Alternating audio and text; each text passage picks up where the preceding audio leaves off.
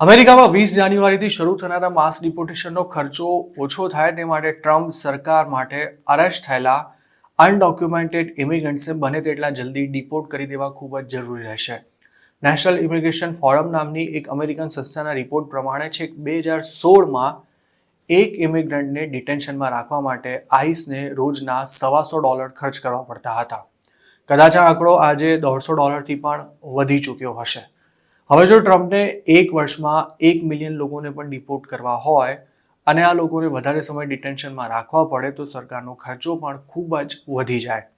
આ સ્થિતિમાં હવે 20 જાન્યુઆરીથી સત્તા સંભાળનારું ટ્રમ્પ એડમિનિસ્ટ્રેશન અરેસ્ટ કરાયેલા ઇલીગલ ઇમિગ્રન્ટ્સને એક જ અઠવાડિયામાં ડિપોર્ટ કઈ રીતે કરી શકાય તેનો પ્લાન બનાવી રહ્યું છે. અમેરિકન મીડિયાના કેટલાક રિપોર્ટ્સ અનુસાર જે લોકોના ડિપોર્ટેશન ઓર્ડર્સ પહેલેથી જ ઇસ્યુ થઈ ચૂક્યા છે તેમજ જેમનું ક્રિમિનલ બેકગ્રાઉન્ડ છે તેવા લોકોને આઈસ અરેસ્ટ કર્યાના એક જ વીકમાં ઘર ભેગા કરી દેશે અને જો ડિપોર્ટ થનારા ઇમિગ્રન્ટ્સની હોમ કન્ટ્રીએ તેમને સ્વીકારવામાં સહકાર ન આપ્યો તો તેમને યુએસની આસપાસના કોઈ ટાપુ કે પછી બીજા દેશોમાં પણ મોકલવામાં આવી શકે છે. માસ ડિપોર્ટેશનની શરૂઆતમાં એવા લોકોને ટાર્ગેટ બનાવવામાં આવશે કે જે પોતાના ડિપોર્ટેશનને કોર્ટમાં ચેલેન્જ કરવાની સ્થિતિમાં ન હોય.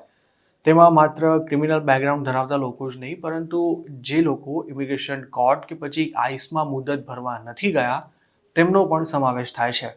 બોર્ડર પર અરેસ્ટ થયા બાદ ડિટેન્શન સેન્ટરમાંથી રિલીઝ થયેલા લોકોને ઇમિગ્રેશન કોર્ટ અથવા આઈસમાં હાજર થવાની તારીખ આપવામાં આવતી હોય છે. જો કોઈ ઇમિગ્રન્ટ એકાદ બે વાર આ મુદત ભરવા ન જાય તો કોર્ટ તેનો કેસ બંધ કરીને સીધો ડિપોર્ટેશન ઓર્ડર ઇસ્યુ કરી દેતી હોય છે. મોટાભાગના કેસોમાં ઇમિગ્રેશન ઓથોરિટીને જે એડ્રેસ આપવામાં આવ્યું હોય છે તેના પર આ ડિપોર્ટેશન ઓર્ડર મોકલી દેવાતો હોય છે પરંતુ ઇમિગ્રન્ટ એજન્ટે આપેલા તે એડ્રેસ પર રહેતો જ ન હોવાને કારણે તેને પોતાના ડિપોર્ટેશન ઓર્ડર વિશે કોઈ ખ્યાલ પણ નથી હોતો. સૂત્રોનું માનીએ તો હાલ અમેરિકામાં એવા ઢગલાબંધ ગુજરાતીઓ છે કે જેમના ડિપોર્ટેશન ઓર્ડર્સ ઇસ્યુ થઈ ગયા છે પરંતુ તેમના અંગે કોઈ જાણ નથી. ટ્રમ્પ પહેલેથી જ સ્પષ્ટ કરી ચૂક્યા છે કે તેમની સરકાર સૌ પહેલાં આવા લોકોને જ ટાર્ગેટ કરવાની છે અને આગામી સમયમાં અમેરિકામાં ઓરિજિનલ આઈડી વિના ટ્રાવેલ કરવાનું પણ મુશ્કેલ થવાનું હોવાથી તેમજ કદાચ વર્ક પ્લેસીસ પર પણ રેડ શરૂ થવાની હોવાથી હવે ડિપોર્ટેશન ઓર્ડર ઇસ્યુ થઈ ચૂક્યો છે તેવા લોકોનું છુપાઈને જોબ કરવાનું તેમજ અમેરિકામાં રહેવું વધારે મુશ્કેલ બની શકે છે. ડોનાલ્ડ ટ્રમ્પની તૈયારીઓ પરથી એવું જ લાગી રહ્યું છે કે અમેરિકાની ઇમિગ્રેશન કોર્ટ્સ જેમને ડિપોર્ટ કરવાનો ઓર્ડર કરી ચૂકી છે કે પછી જે લોકો કોઈ કેસમાં કન્વિક્ટ થયા છે અથવા તો હાલ જેલમાં છે અથવા ભાગેડું છે તેમની જો પોલીસે ધરપકડ કરી લીધી તો કદાચ તેમને એક જ અઠવાડિયામાં ઘર ભેગા કરી દેવામાં આવશે.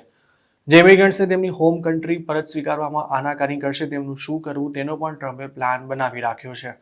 આવા મામલામાં આ પ્રકારના ઇમિગ્રન્ટ્સને થર્ડ કન્ટ્રીઝમાં મોકલવાની સાથે ટ્રમ્પ તેમના દેશ પર ટેરિફ નાખવાની ધમકી આપીને કે પછી રાજદ્વારી પ્રેશર લાવીને પણ તેમને એક્સેપ્ટ કરવા માટે ફરજ પાડી શકે છે.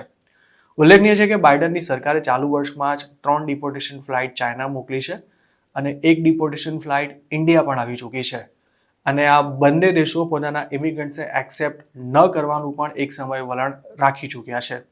હાલ ઘણા ગુજરાતીઓ પણ છેલ્લા 3-4 મહિનાથી કે પછી તેથી પણ વધુ સમયથી અમેરિકાની જેલમાં બંધ છે પરંતુ ટ્રમ્પ સત્તા સંભાળતા જ આ તમામ લોકોને એકાદ અઠવાડિયામાં જ ઇન્ડિયા રવાના કરી શકે છે.